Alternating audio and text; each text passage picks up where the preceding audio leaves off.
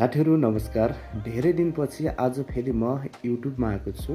तपाईहरुलाई थाहा नै छ मेरो युट्युब च्यानलमा समस्या आएको थियो र अहिले मैले धेरै गाह्रो तरिकाले सल्भ गरेको छु। अब कन्टिन्यू अटोको बारेमा जानकारी दिने छु। मैले धेरै भिडियो त बनाइसकेको छु, तर भए पनि अझै जानकारी दिने धेरै कोसिस गर्ने छु। आज मैले तपाई दृश्यमा देख्न सक्नुहुन्छ अथवा थम्बनेलमा पनि देखेर आउनु भएको होला। अब आज मैले नयाँ बजाज अटो सोरुमबाट निकाल्दै छु र कति रुपैयाँ पे गर्छु, कति रुपैयाँ तिर्नु पर्दो रहेछ र यो अटो पहाडको कस्तो कस्तो ठाउँमा चलाउन सकिदो रहेछ भन्ने बारेमा पुरा जानकारी दिनेछु। तपाईहरुले यो भिडियो पुरा हेर्नु होला र कमेन्ट बक्समा कमेन्ट गर्नु होला। धेरै जना साथीहरुले कमेन्ट बक्समा कमेन्ट गर्नु भएको छ, मैले उहाँहरुको जवाफको रिप्लाई दिन पनि पाएको छैन है। अब क्रमशः म सम्पूर्ण जानकारी दिनेछु र यदि च्यानलमा नयाँ हुनुहुन्छ भने मेरो च्यानललाई सब्स्क्राइब गरेर पनि साथ दिनु होला। मैले यस्तो खालको भिडियो ल्याइराख्ने छु। आज तपाई देख्न सक्नुहुन्छ दृश्यमा सोरुमबाट नयाँ अटो निक्लिँदैछ। यहाँनिर हामी पहिले एकाउन्टेन्टसँग कुरा गर्दैछौँ कतिसम्म आउँदो रहेछ भनेर। त्यसपछि हामी यसलाई यो अटोको बोडीहरू कभरहरू सबै लगाउने छौँ।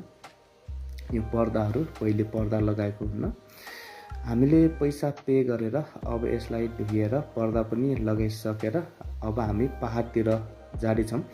एकदमै पहाडको बाटोमा यसले धेरै टाढा लैजाने हो, रोल्पा लैजाने हो। अहिले हामी रोल्पाको बाटो हुँदै जानेछौँ है।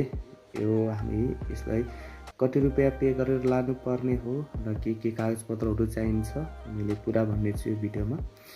अहिलेको मूल्य अनुसार चाहिँ हामीले यसलाई ठिक 7,15,000 रुपैयाँ बुझाएका छौँ हामीले सोरुममा बुझाएर। अब हाम्रो साफ हुँदैछ। अब हामी केही समयपछि चाहिँ यो लिएर पहाडको बाटोमा जानेछौँ है।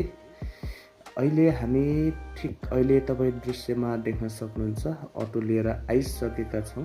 अहिले पहाडको एकदमै बिचमा छौँ। माथि हेर्न सक्नुहुन्छ ठुलो डाँडा छ, मुनि पनि डाँडा, बाटो एकदम अप्ठ्यारो र बजाज अटो चाहिँ मजाले चल्दो रहेछ। तर भए पनि हल्का विडम्बना यसको च्याम्बर चाहिँ अलिकति होचो हुने भएको हुनाले अलिकति गाह्रो हुन्छ पहाडको बाटोमा। तर भए पनि बचाएर चलायो भने चाहिँ बजाज अटो एकदमै राम्रो छ। अहिलेको नयाँ मूल्य 7,15,000 रुपैयाँ यसको सोरुमको मूल्य रहेको छ। यसलाई किस्तामा पनि दिन सक्नुहुन्छ, तर हामीले किस्तामा लिएको होइन। यसलाई हामीले चाहिँ पुरा बुझाएर क्लियर गरेर लिएको हो। अहिले पहाडकोमा हामी यसरी जाँदैछौँ यो बाटोमा। पहाडको बाटो एकदमै खतराजनक हुन्छ, तपाईँले थाहा नै भएको है। र धेरैजना साथीहरूले कमेन्ट गर्नु भएको छ। म तपाईहरुलाई मनमा लागेको कुरा कमेन्ट बक्समा कमेन्ट गर्नु होला, मैले अवश्य नै रिप्लाई दिनेछु।